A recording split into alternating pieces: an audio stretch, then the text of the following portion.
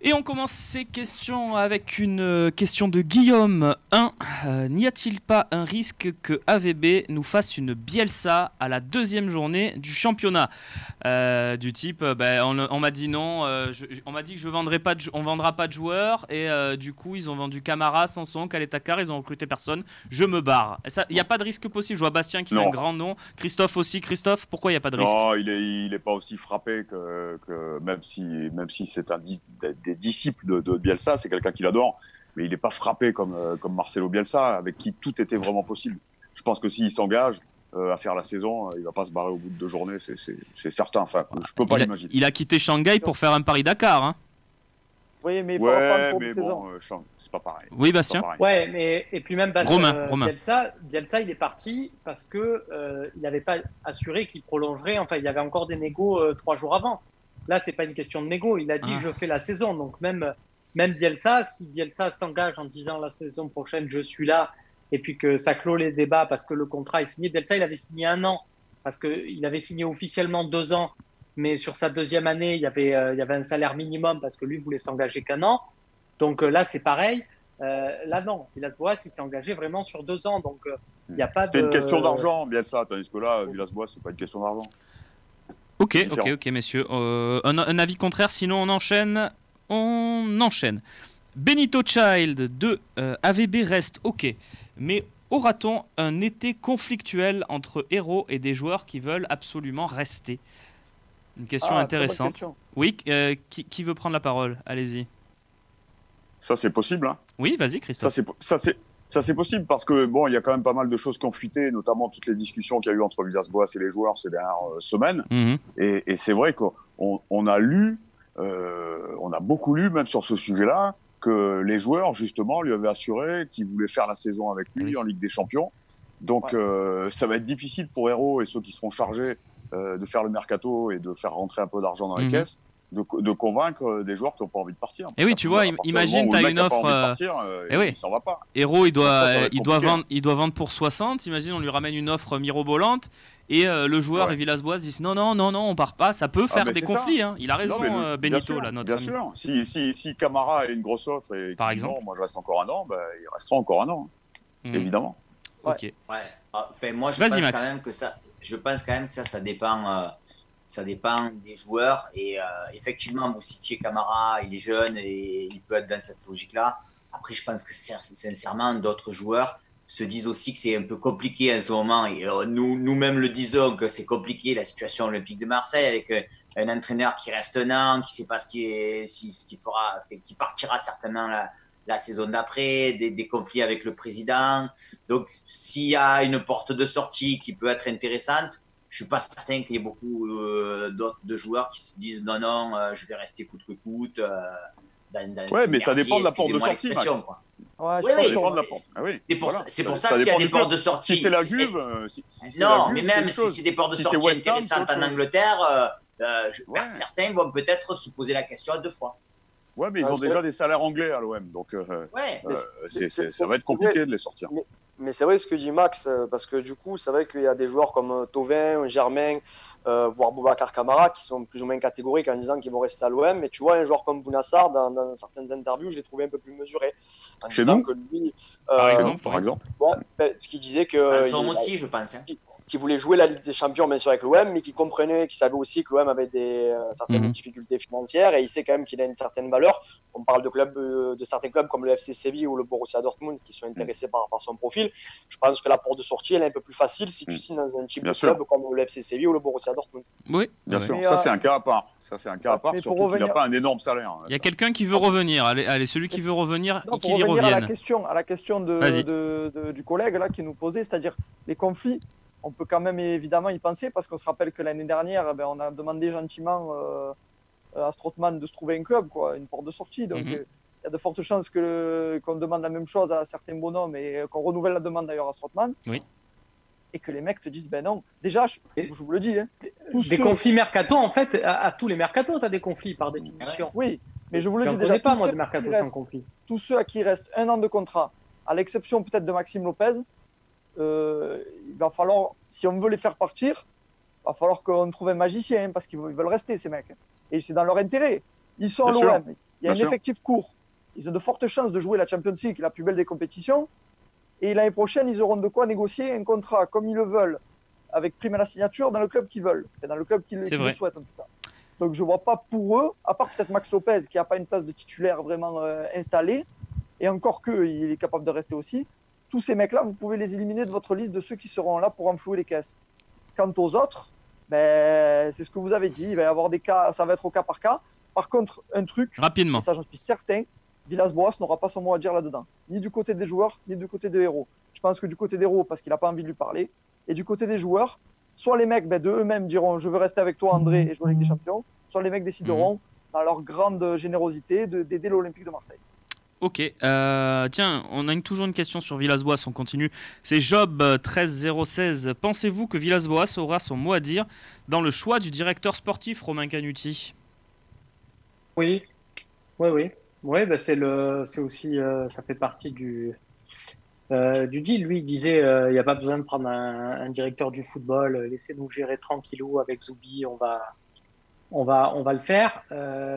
Franck McCourt et Jacques-Henri Hérault ont dit non, Zoubi, il n'a pas rempli les objectifs, c'est pas cette année que ça va changer.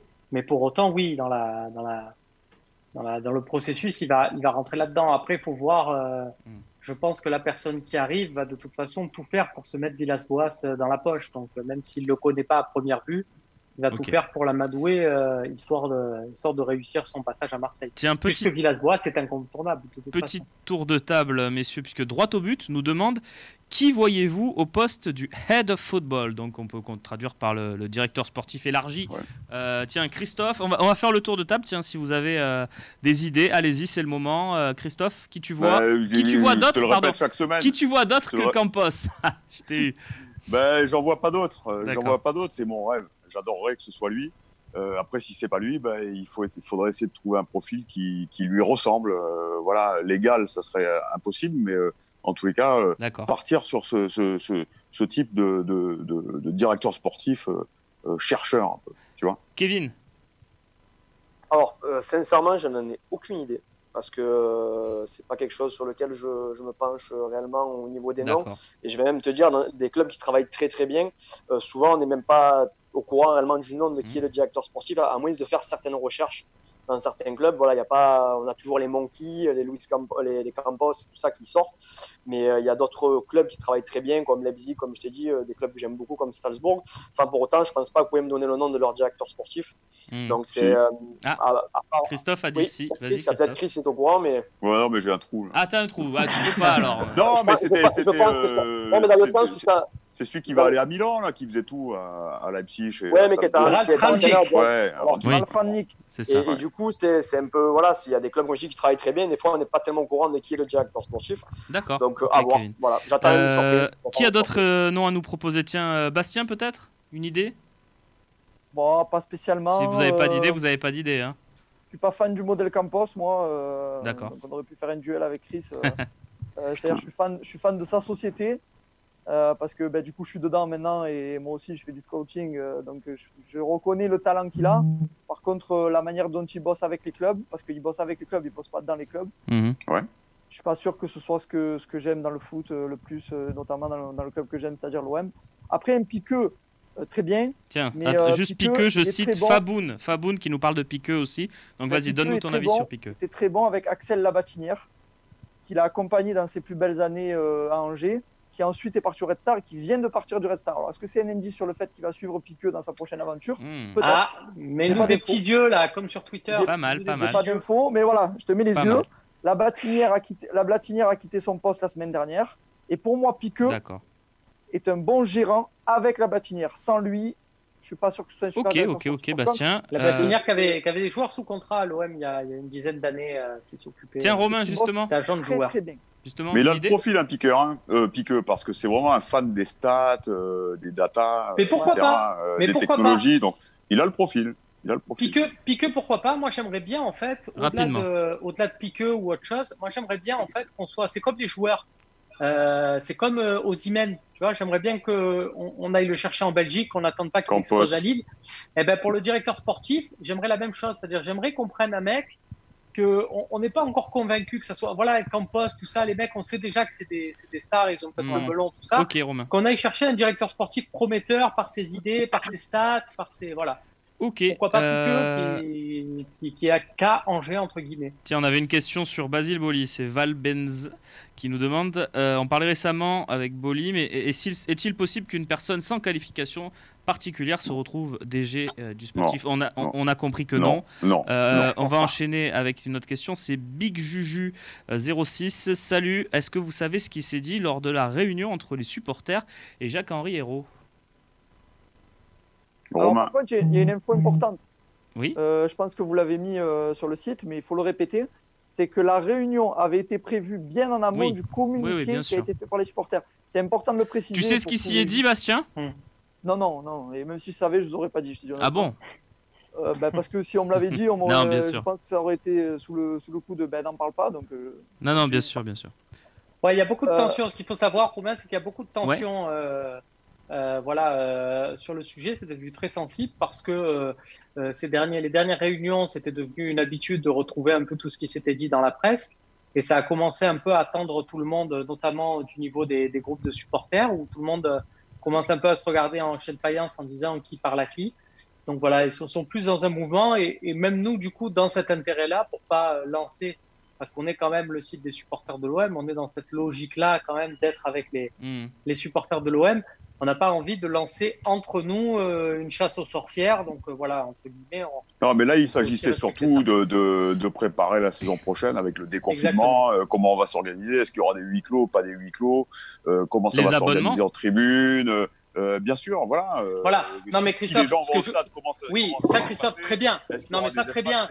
Très bien, Christophe. Mais c'est pas mais c'est pas le but de la question de Romain. Voilà. La question de Romain, c'est de se dire est-ce que ça s'est bien passé? Est-ce que le temps est monté avec Jacques-Henri Hérault? Est-ce qu'il y a des trucs du communiqué? Et si on écoute tout le monde nous assure, nous, en off, que ça s'est bien passé. Après, bon, c'est ce que c'est. Quand il y a eu une réunion de famille et tout, tu dis ouais, ça s'est bien passé, Voilà, si ça s'était mal passé, on l'aurait su très vite. On l'aurait su, absolument. Tu sais comment ça se passe. On va conclure là-dessus cette partie classique de Talk. On me signale que on a une arrivée dans le mercato du Talk. Sébastien Volpe, le patron du Phocéen, nous a rejoint. Le Grand Miam. Le Grand Miam. Salut Seb, comment ça va?